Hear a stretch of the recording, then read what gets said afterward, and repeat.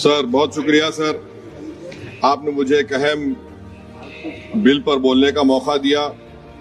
Sir, इस वतन अजीज के गरीब, बेरोजगार और भूखे लोग इस ऐवान में मौजूद बरसर इख्तिदार जमात के लोगों को एक पैगाम देना चाह रहे हैं कि शायर ने कहा कि भूखों की नजर में बिजली है, तोपों के दहाने ठंडे हैं, तकदीर की लब पे जंबिश है, तदबीर दम तोड़ रही है।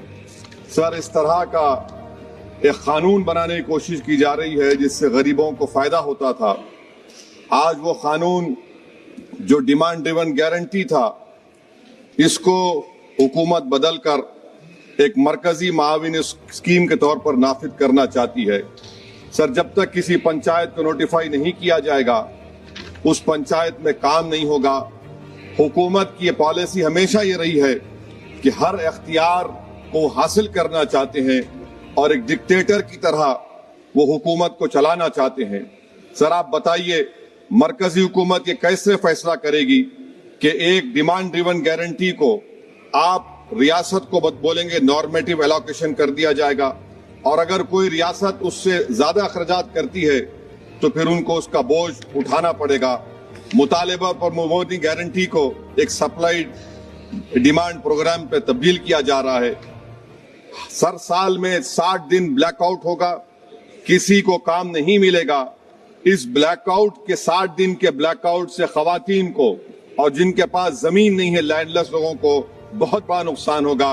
ये कानून अगर बनेगा तो जमींदार खुशियां मनाएंगे और गरीब उस जमींदार के रहमो करम पर रहेगा।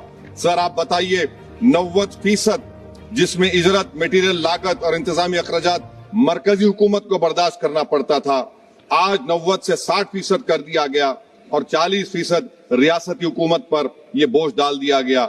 मकसद एक ही है कि उस कानून को कत्ल कर दिया जाए, खत्म कर दिया जाए।